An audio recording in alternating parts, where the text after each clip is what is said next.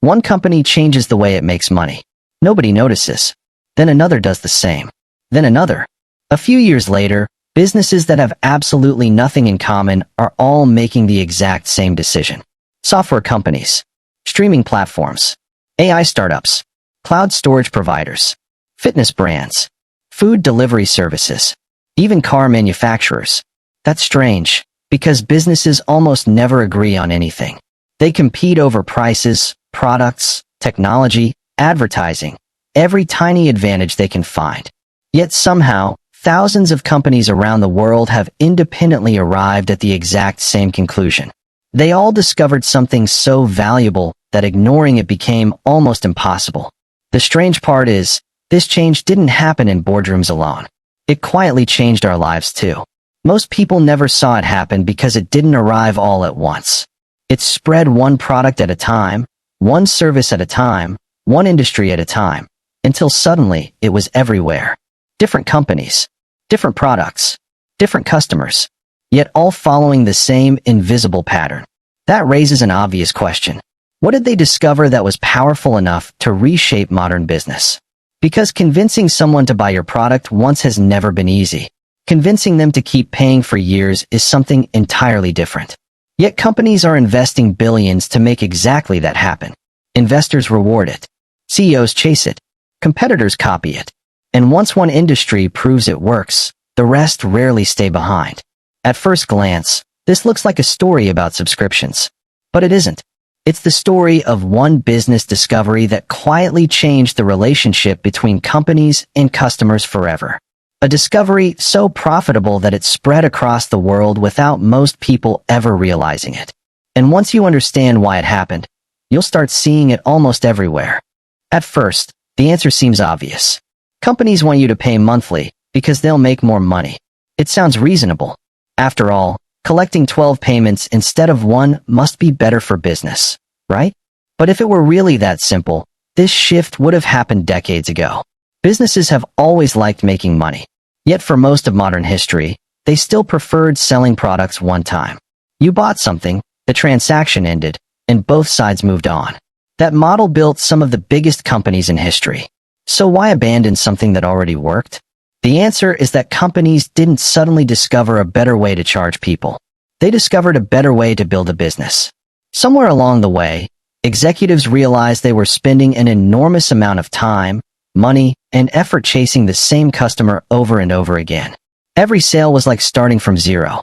Once someone walked away, the entire process had to begin again. New advertisements, new marketing campaigns, new discounts, new promotions, all just to convince another person to make another purchase. Growth depended on constantly finding the next customer. Then a different idea started to emerge. What if the goal wasn't to keep selling more products, but to keep the customer? Suddenly, success wasn't measured by how many sales happened this month. It was measured by how many customers were still around next month. That sounds like a small shift in thinking, but it completely changed the rules of business. Because the moment a customer stays, the next sale becomes easier than the first. The relationship continues instead of restarting. And that's why companies across completely different industries all began moving in the same direction. They weren't simply switching from one-time payments to monthly payments. They were replacing one-time relationships with ongoing ones. Monthly billing wasn't the discovery. It was the tool that made the discovery possible. But that creates another question. If keeping customers became more valuable than constantly finding new ones, what made a long-term customer so much more valuable than someone who bought once and never came back? If subscriptions were only about making more money, every business would have adopted them decades ago. But that's not what happened. The companies that changed first weren't simply earning more. They were becoming something far more valuable. Think about two businesses. The first sells a product for $500. Sometimes customers buy, sometimes they don't. 1 month sales explode. The next month they collapse. The company never really knows what the future looks like. Now imagine another business. Its customers pay only $15 a month. That sounds much smaller. But when millions of people keep paying every single month, something extraordinary begins to happen. The future stops feeling like a guess. For the first time, businesses could look at next month's revenue before next month even arrived. That was the real breakthrough. Not bigger payments. Not higher prices. Predictability. Suddenly companies could hire more employees without gambling on next month's sales. They could invest in new products years in advance. They could build bigger offices, bigger servers, bigger teams, not because they were rich, but because they finally knew what was coming. And that changed the way businesses started making decisions. For decades, growth had been built around one question. How do we convince more people to buy? Now the question became something completely different. How do we make sure they never want to leave? It's a subtle difference, but it transformed entire industries. Because once a customer stays, tomorrow becomes easier to predict than yesterday. One customer doesn't just create another payment. They reduce uncertainty. And in business, certainty is often worth more than a single sale. That's why companies stopped celebrating transactions and started measuring retention. They stopped asking how many people bought this month and started asking how many were still here from last month. The customer wasn't becoming more valuable because they kept paying. They were becoming more valuable because every month they stayed made the business itself more predictable. And once companies understood that, they all started asking the same question. How do we convince people to stay? Because keeping a customer turned out to be much harder than getting one. If subscriptions only benefited businesses, they never would have become the dominant business model across the world. No matter how brilliant a pricing strategy is, it only succeeds if customers willingly accept it. And that's exactly what happened.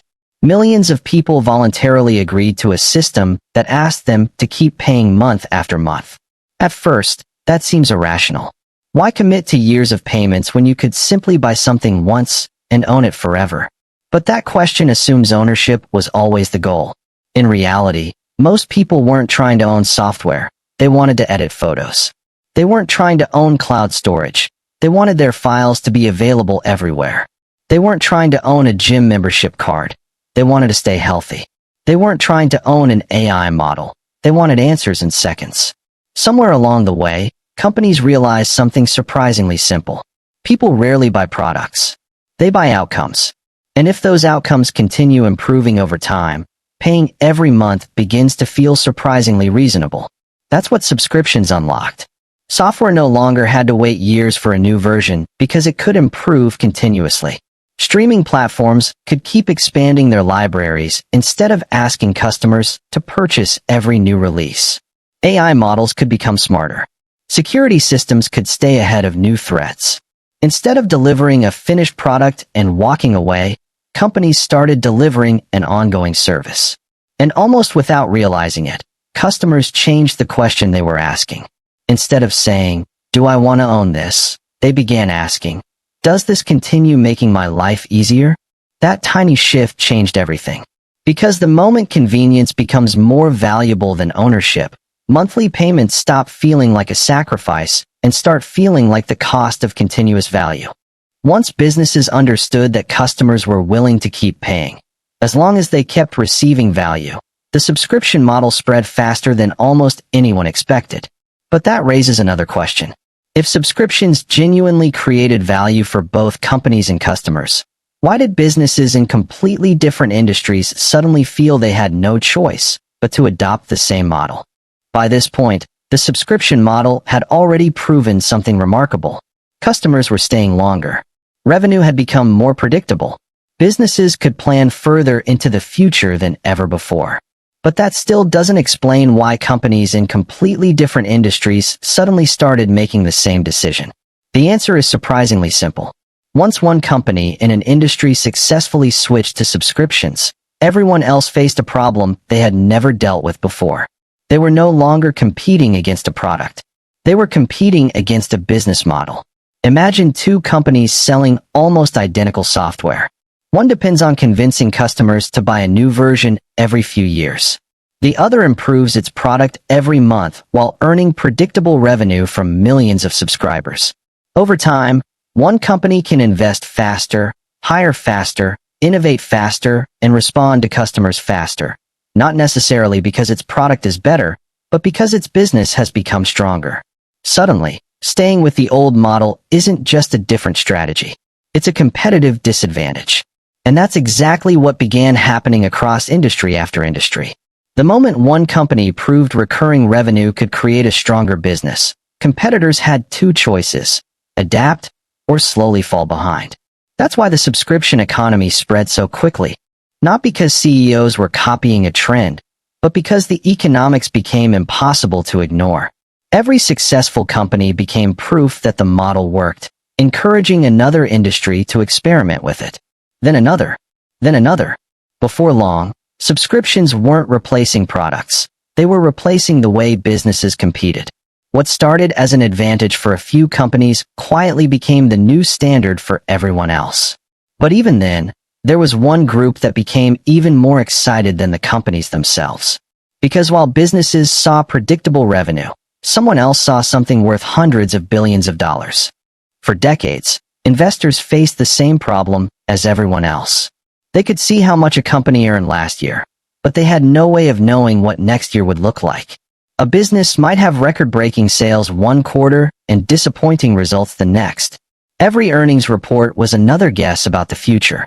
Then subscriptions changed something much bigger than the way customers paid. They changed the way businesses could be valued. For the first time, companies could tell investors, with remarkable confidence, how much of next month's revenue was already on the way before the month had even begun. That wasn't just impressive, it fundamentally reduced uncertainty. And in the financial world, reducing uncertainty is incredibly valuable. Investors don't simply buy today's profits. They buy confidence in tomorrow's profits.